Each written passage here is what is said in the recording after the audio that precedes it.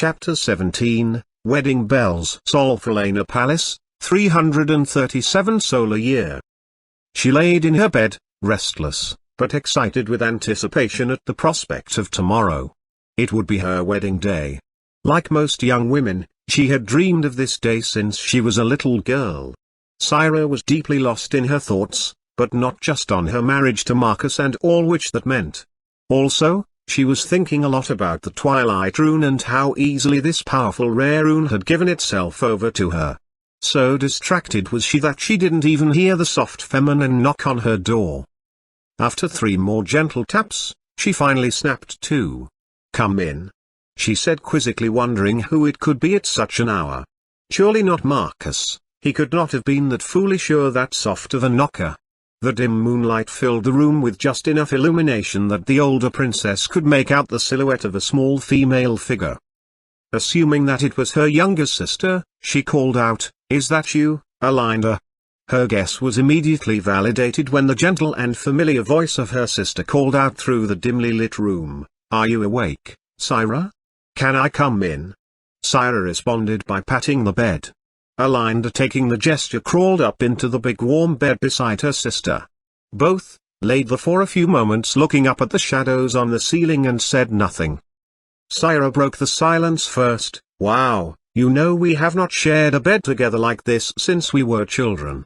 I think I was 10 and you were 8. Weren't we in Astrais?" "Yeah, I think we were. Uncle Ishan had just told us that scary story about those evil birdmen that were so big and strong they could carry away small girls without a single thought.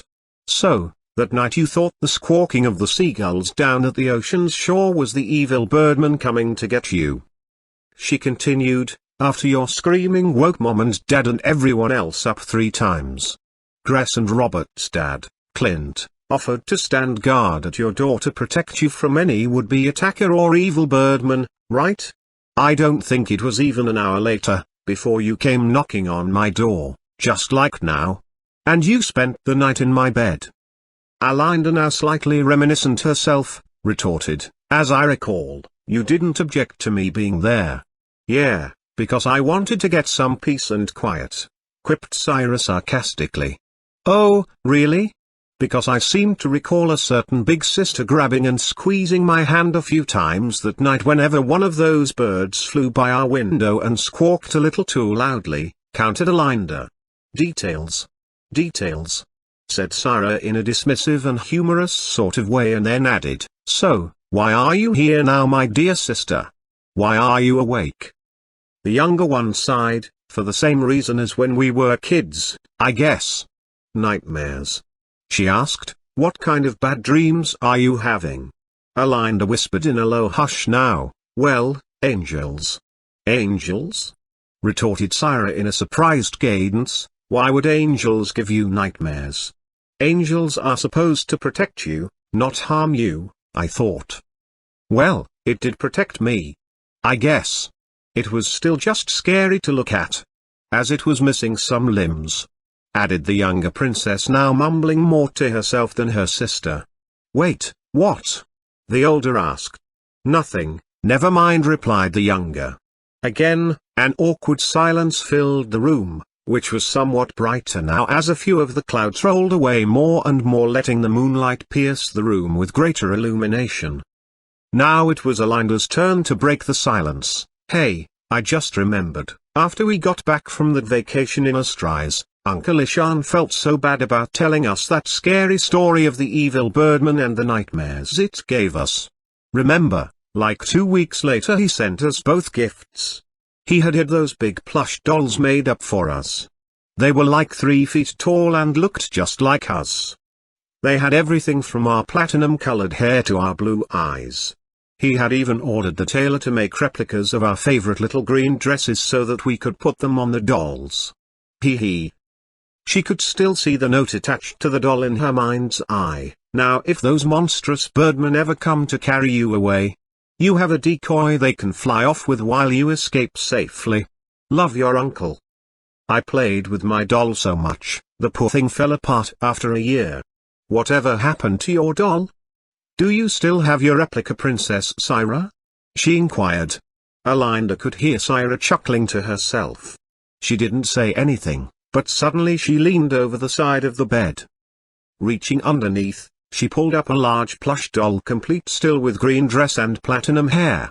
It was a bit aged and fray along the edges, but still it was in decent shape for over a decade old. She placed the 3-feet plush doll between the two sisters. Alinda and Syra both just smiled at the child-sized doll and then each other. The younger princess now added, "You know, I was thinking after tomorrow we won't be able to do this ever again, probably. I mean, be here together like this. I doubt Marcus would want me coming into your guys' room to snuggle and talk in the wee hours of the night." Syra answered, "Well, he is a man. So, I am sure in his strange mind, it would be some twisted fantasy come true for him." Alinda was both shocked by these words as well as how she spoke so flippantly about a man she was supposed to marry in a little more than 12 hours. "Oh, my gosh, Syra, you're so naughty. That's disgusting. I would never." "Wait, are you saying that all men dream about those kinds of things?" Syra couldn't see her embarrassment in the pale dim moonlight, but she could certainly hear it in her voice as plain as day. The older sibling answered in a casual tone as though she were making small talk about the weather, "Well, probably not all men, but many almost certainly do. I've observed that more a man is absorbed with himself, the greater chance he will have an unusual libido." Alinda merely replied with a sigh followed by a hum as though she had mentally just made this same observation as well. Recalling all the memories of most of the noblemen she had ever met at palace balls and state dinners, Alinda grabbed the plush doll, which Syra had placed between them, and was now holding it close to her as silence again filled the room.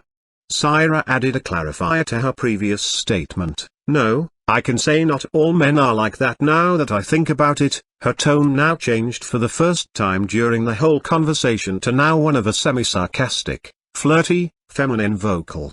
"For example, that handsome young ambassador, Laszlo. Was that his name?" "Yes, Laszlo.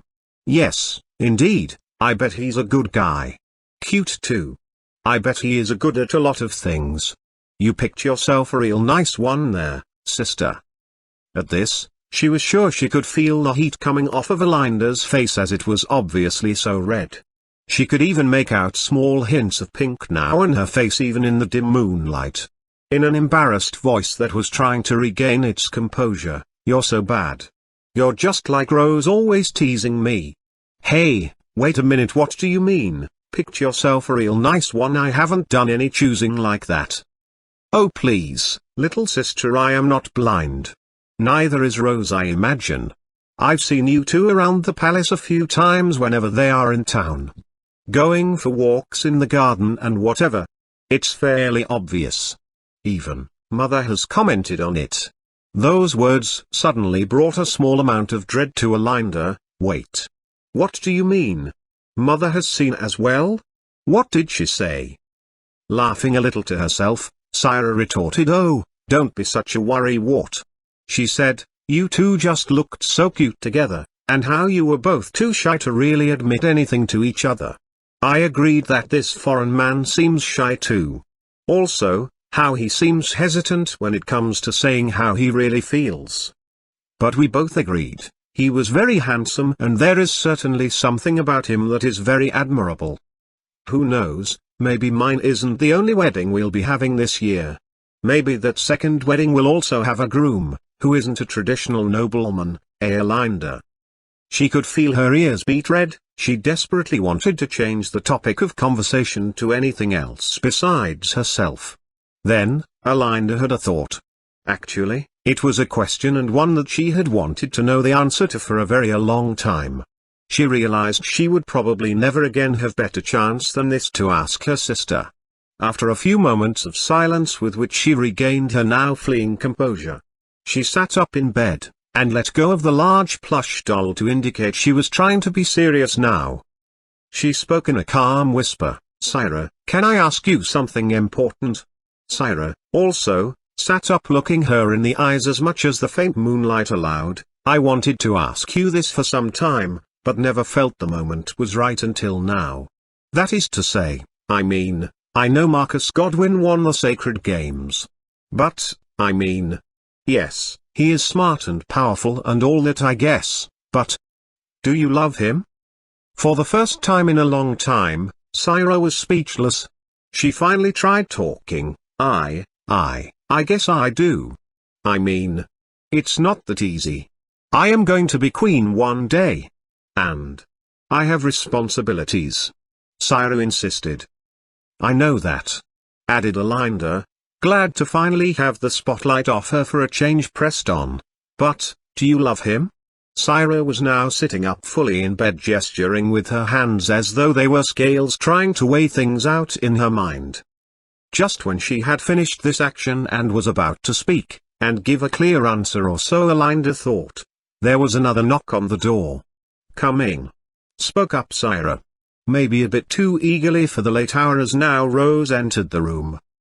I am sorry to bother you so late, Your Highness, and before your big day tomorrow, but I was trying to find Princess Olin. Oh. There you are. I wondered where you had disappeared to at such a late hour. So, I went looking for you. And so, it's a girl chat, huh? If you want, I can leave you too. No, it's all right. Both sisters said in unison.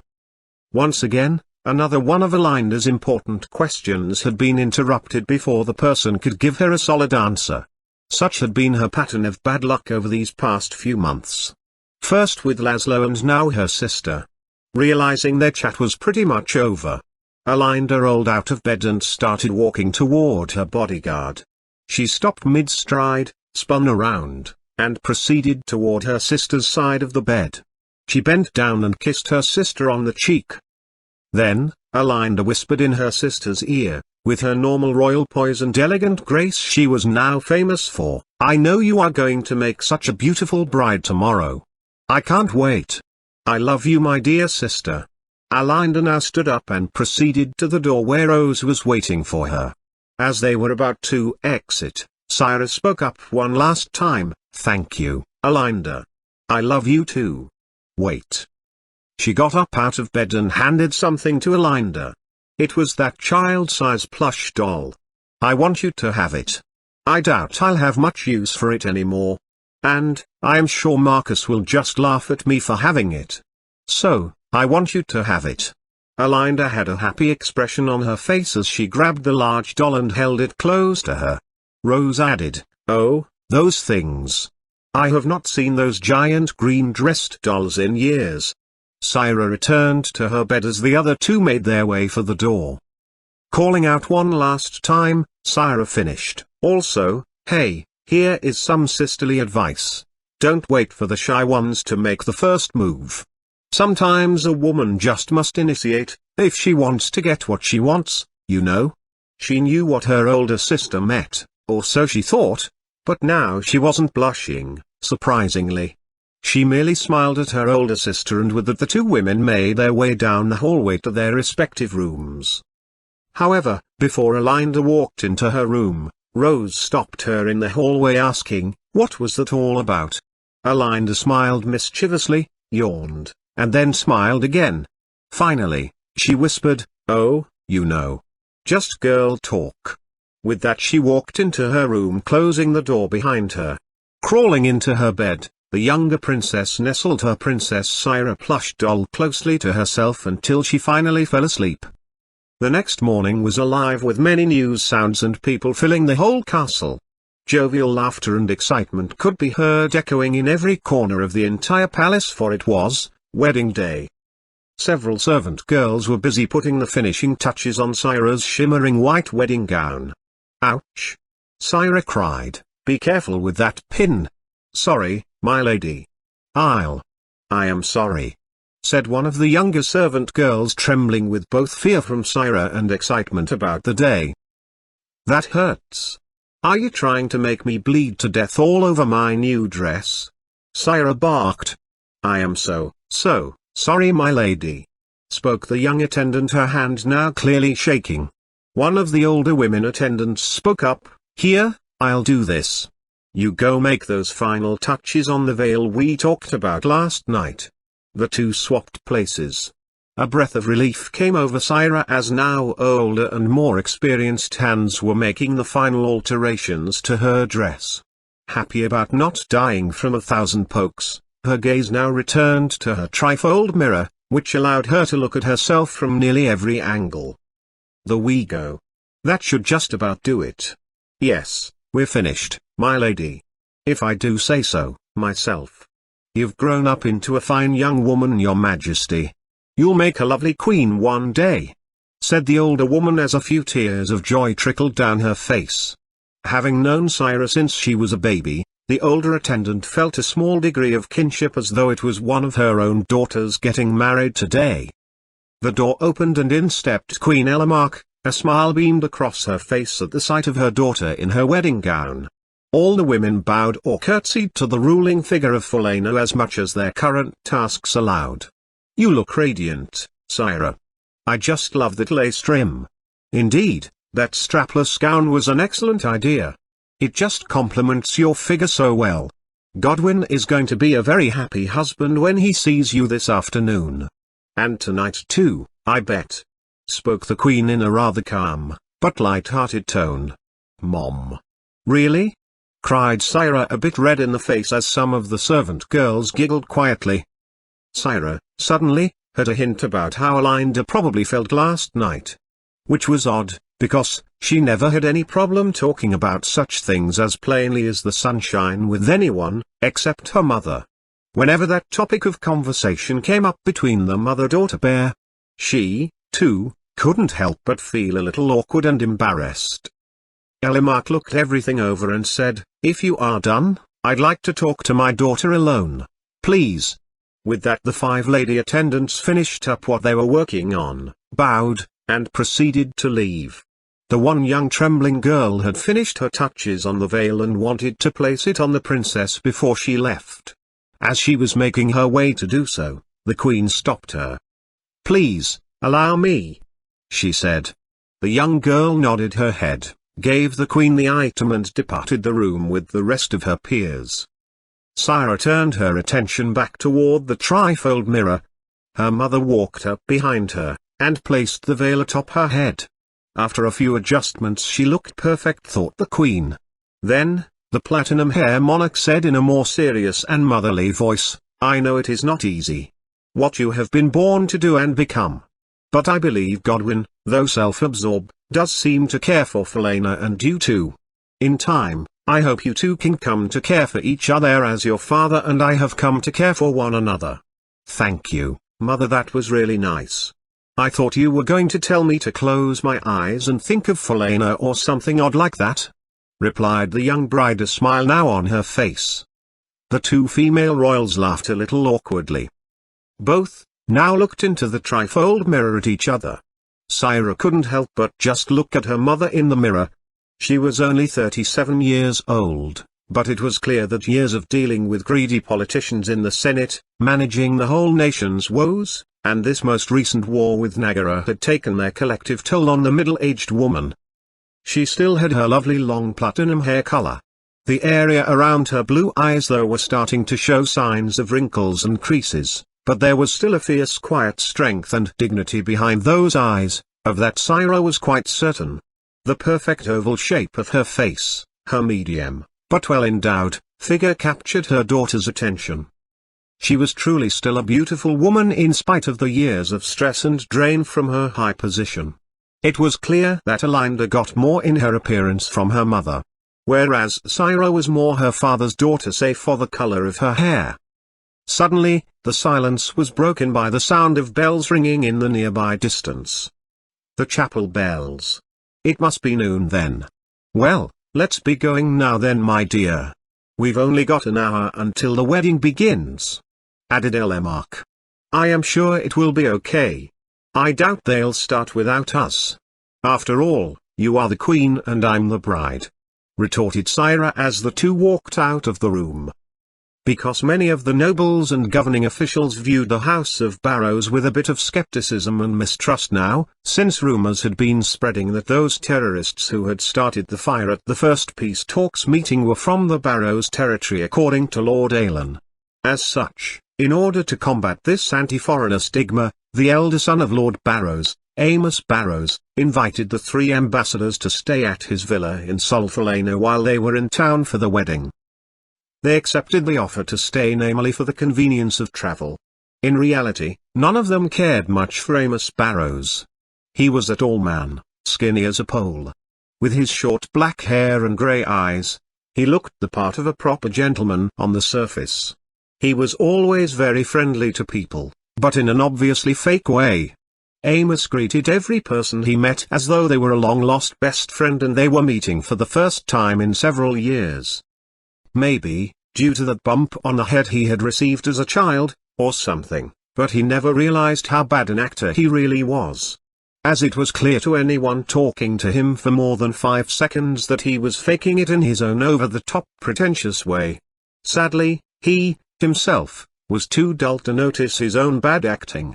The only thing that made people tolerate the 25-year-old oddity was his family's name, wealth, and power in the queendom. The three ambassadors were getting themselves ready for the wedding. Tanya was wearing a lovely dark green dress she had brought with her for such formal occasions as this. Desmond, likewise, had a custom-made blue suit. Laszlo, the novice diplomat, had not thought to pack fine garbs for balls or parties such as this. Luckily, Tanya, knowing this, had sent Laszlo into town a week ago to a tailor and had formal garbs fitted for him. Tanya sent Daniel to fetch them this morning after receiving word they were ready from the tailor. Laszlo now had just tried them on. The dress jacket was black as were the pants. The inner dress shirt was white and buttoned down the center. "I feel really strange in this get-up," said Laszlo, a bit embarrassed only to himself. "Nonsense, you look very nice. Very dashing," replied Tanya in a dismissive sort of way. Desmond looked up. He had been searching for something. "Yes, very dashing, indeed. I am sure the ladies won't be able to keep their eyes off you, including a certain young attractive princess." Laszlo rolled his eyes. "If you say so. I think I look stupid. And this isn't even practical. Look. The coattails just droop over the back of my swords. I look like a bird with its tail feathers sticking up." Tanya walked to the warrior as though she were a mother, undid his outer belt that had his swords attached to it and tossed them on the bed, saying, "It's a wedding, not a battlefield. You won't need your swords. They'll have guards there, even if something does come up. Why don't you just take the day off from being Captain Laszlo and just be Ambassador Laszlo today, please?" Laszlo acquiesced to her request and she helped him readjust his coattails. Thud. "Ouch!" yelled Desmond, having bumped the side of his head off the open closet door. "What are you doing?" demanded Tanya. "I told you before. I am looking for my silver cufflinks. I know I brought them with us. I saw them last night on the table, and this morning they were gone and I can't find them for the life of me," answered the older bearded man. Ding, ding, ding, dong. Those must be the chapel bells. So, it must be noon. Which means we should be making our way to the ceremony. It starts in about an hour, insisted Tanya. Laszlo and Tanya made their way to the door, but realizing they were one short, spun around to look at their straggler. Making eye contact, Desmond said, "I really want to find those silver cufflinks. They were my grandfather's. They even have the insignia of the Obel banner etched on them. If I haven't found them in the next 5 minutes, I'll catch up to you. Just save me a good seat." The others just nodded and made their way out, Tanya yelling back to him, but at the same time giving orders to her pupil, "I'll send Daniel up to help you look for them. He's not going anywhere today. So, he might as well be useful to at least one of us for a change." With that the two departed, leaving Desmond and Daniel to search for the silver cufflinks. After about 10 more minutes of searching and still nothing, Desmond gave up, sadly. Daniel offered to walk with him the 3 blocks from the Barrows' villa to the chapel where the wedding was beginning to start in less than an hour now. The two foreigners started their walk, and as soon as they turned the first corner, they noticed many well-dressed nobles heading in the same direction. Thus, they just followed the crowd. However, about the second block, Desmond noticed something unusual. In front of one of the closed shops was a man dressed in very fine purple, yellow, and green dress robes. He stood out from the rest of the more traditionally dressed crowd fairly well. Despite his unusual choice in colors, that is not what caught Desmond's eye, rather it was the silver buttons on the man's arm sleeves glistening in the sun. Desmond got Daniel's attention and the two men walked over toward the man, who was clearly standing still in front of the closed shop's door. They had made eye contact and he wasn't moving. The older ambassador extended his hand in greetings. "Hello there, sir. A fine day for a wedding, eh?" The colorfully dressed man replied, "Oh yes, it certainly is. Truly, the sun rune has blessed us this day with very good luck, indeed." Saying this part in a duplicitous tone, the stranger reached out his hand to meet Desmond's open hand in the air and they shook hands in a very overly aggressive manner. Desmond, not holding back any more pretensions, turned the man's arm sideways. So the side with the cufflinks was facing upwards and sure enough those silver circles had engraved on them the obel crest. "These are mine. Where did you get them?" demanded the older statesman. The strangely dressed man pulled his arm back, freeing it from the old man's weaker grasp. He then let out a crafty smirk across his face. He leaned back against the door, which was not locked despite being closed. He ran inside through the shop, which turned out to be a bakery, and ran out the back door to an empty alley. Desmond took after him as fast as he could go, and his agent followed him into the alley. Daniel called out from behind, "No, wait, sir. Wait. It could be a trap." Daniel's words proved to be very prophetic. No sooner had he caught up to the two men, when suddenly four very large and muscular thugs came out of hiding, catching them off guard. Dawning on them what they had just walked into, both men tried to back up to the back door, but to no avail as a fifth thug appeared in the doorway to block off their escape. They were trapped. The bells rang aloud as Robert approached Grace near the VIP entrance of the chapel. "Where have you been, Robert?" asked his brother. The older replied, "Trying to get away from Lord Roverie. For an old man in poor health, he sure can talk your ear off. It seems his niece informed him of your recent exploits in Lord Lake. He was very grateful to you and the Queen's Knights for saving everyone. It was no big deal. I am sure you or Rose would have done the same thing if you were in my place." He countered modestly. Robert added, "Perhaps. Perhaps. Regardless, he sends you his warmest appreciation, as did Lady Roverie." "His wife?" Grace inquired. "Well, her too. But I was referring to the younger Lady Roverie. Melisse. She's looking quite lovely. Maybe you should go talk to her after the ceremony," Robert said with a tone of half jest. Grace's face started to turn a bit flush as his brother grinned. The swordsman rebuffed him. "Robert, I told you, we are not having this discussion again. Her high noble family would never allow that relationship. Queen's Knight or not." The larger halberd wielder could hear a hint of sadness in his brother's voice. Robert was silent for a moment before adding in quieter voice, "Roverie's men were able to confiscate most of Bennett's weapon supplies. We're adding them to our own secret defense cache, just in case Nagara." The knight immediately stopped speaking as some VIP guests approached them to be let in. The 12 o'clock bells were ringing at the chapel. "Hear that, princess? It's almost time. We only have an hour till the ceremony starts." "I know. I am almost done. Don't worry," Alinda said as she let her medium shimmering hair down. Normally, it was straight, but for this special occasion she had decided to curl it for only the third time in her life. Which, if possible, made her look even more beautiful than normal. This, coupled with her very slender pink satin strapless dress that maybe showed a little more of herself off than she was used to.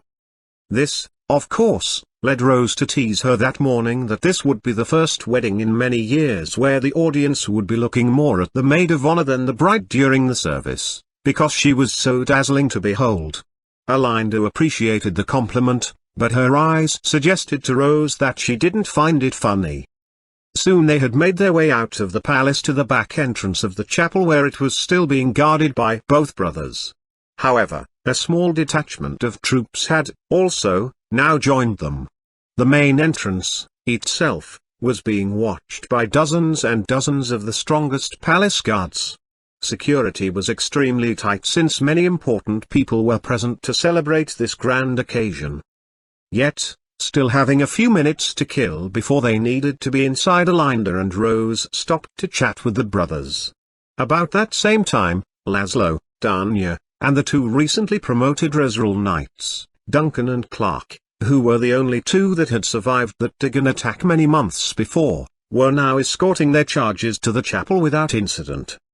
Whistling the way men do when they see an attractive woman walking down the street, Robert let out a very loud whistle directed at Princess Alinda. Then he said, "Wow, Your Highness, you look extraordinary. I mean, you look very lovely today, my lady." Alinda smiled. She turned a little pink, but quickly returned to her normal color as she was used to these kinds of comments from noblemen, just not usually Queen's knights. Grace, likewise, complimented the princess on her appearance, but was a bit more tactful to say the least. As the small group of islanders approached them, Alinda was first to speak up. "Oh, Lady Danya, what a lovely emerald dress. I just love the fashion your people have in the island nations. Oh, and, Sir Laszlo, that suit. Is it Follanen design? You look very handsome in it. Very dashing." Danya gave Laszlo a small "I told you so" type of nudge with her elbow. Laszlo smiled at the compliment and replied in a sort of stutter at first before he could find his words, finally mid-sentence, "You look. That dress is quite beautiful, Your Highness." She, likewise, smiled at his words. However, just as Rose was about to suggest they all go in and find their seats, two of the palace guards that should have been in the front came running up to them in full sprint with Daniel at their heel. When they realized who it was, the two diplomats were in shock to see Danya's pupil with a few bruises, a black eye, a bloody nose, and his clothes a bit torn. "What happened? Where is Desmond?" exclaimed Laszlo. Daniel took a moment to catch his breath, and then began to explain the whole story. "And then we followed him into a back alley. We got jumped by some ruffians. They've taken Desmond hostage. They said they want Princess Syra to come down herself in exchange for the foreign diplomat." "That's ridiculous. It's her wedding day. They would have to be insane to think the Queen's knights would allow that," interjected Robert. "I think that's the point," said Grace and Tanya at the same time, as though they both had the same thought. "They said if the princess doesn't come down to the docks warehouse by 1 p.m., then they will kill Desmond, which in their minds I think would end the peace talks. They threw me outside back onto the main street and told me to go deliver my message to the princess. I think these might be the same radicals who attacked you on the first day of the talks," added Daniel with his own speculations. Grace now cut in, "Daniel, tell me again what that strangely dressed man looked like once more?" As Daniel described him again, an expression of realization went off in the knight's mind. He said, "I think I might know who this man is. But first I want to be sure.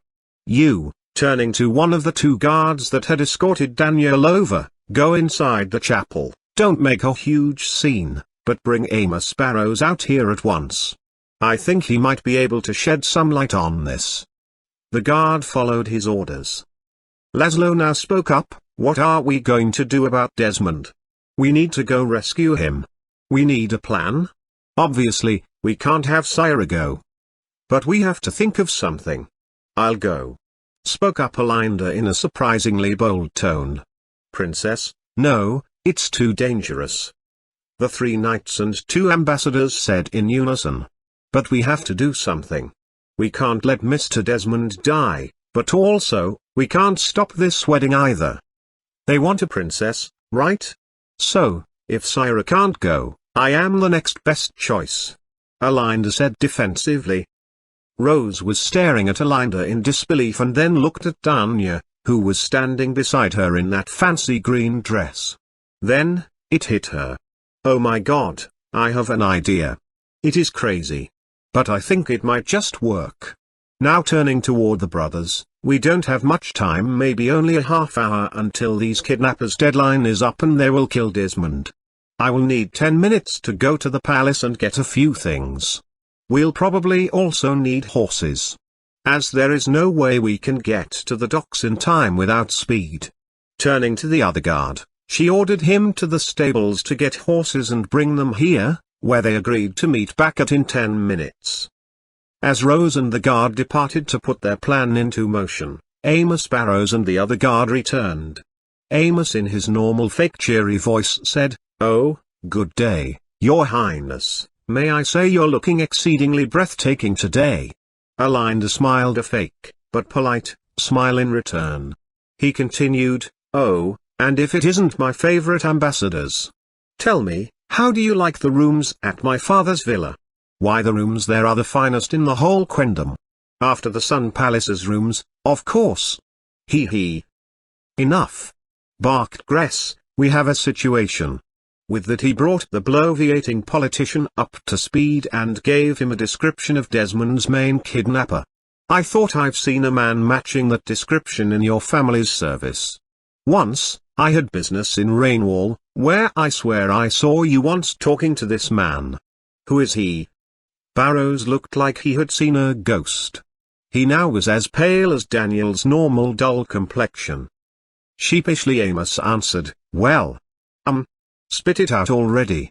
We're running out of time." Robert yelled. Barrows, finding his voice, said, "His name is Woz. He was the former captain of the guards, for my father. My father fired him 6 months ago for stealing from us. I swear. We have no connection to this man," turning to Alinda with a little desperation in his voice. "We have had no dealings with this man in months.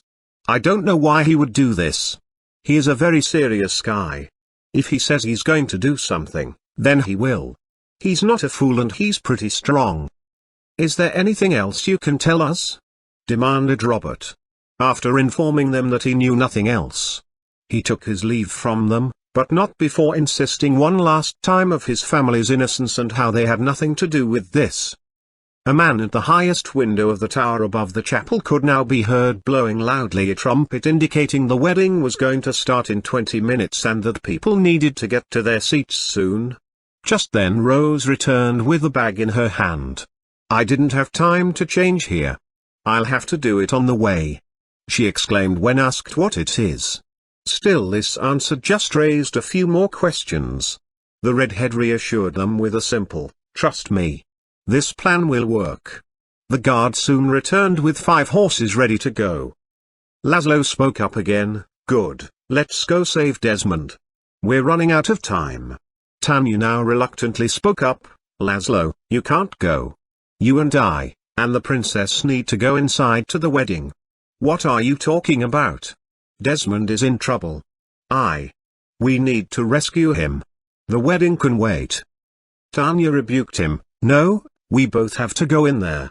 Look, I want to save him as much as you do. However, if neither of us, or just I, go in there for the royal wedding, the nobles in there will see that. How will it look to them if there are 2 empty chairs beside me at this wedding? We will lose face with the nobles of this country. To them it would seem like we blew off the most important event in this country for easily the next 20 years until the next wedding. What kind of pressure do you think those sour nobles would put on the queen if we skipped her daughter's wedding?" She continued, "This could kill the trade agreement. There is no way they would make a treaty of friendship with a group of people they think had better things to do than attend this most important of days in their nation. Do you see now? We both have to go. If there is one empty seat, that's easy enough to fix.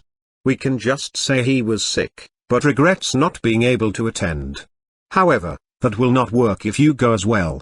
Laszlo knew she was right and kicked the ground with his foot and cursed under his breath. The 2 Marine Knights, who had been silent up to this point, spoke up. Duncan Egan said, "Sir, let us go with you. Protecting you guys is our job. We failed at keeping Master Desmond safe. Let us make it up to him by helping to save him now." Laszlo agreed to this and turning to Rose said, "This is Duncan and Clark, 2 of our finest Ezreal Knights. Take them with you. Use them however you need. Both are very capable warriors. Rose nodded in acceptance. Then, she got on a horse. Robert and the two Marine Knights did likewise. However, Gress remained standing.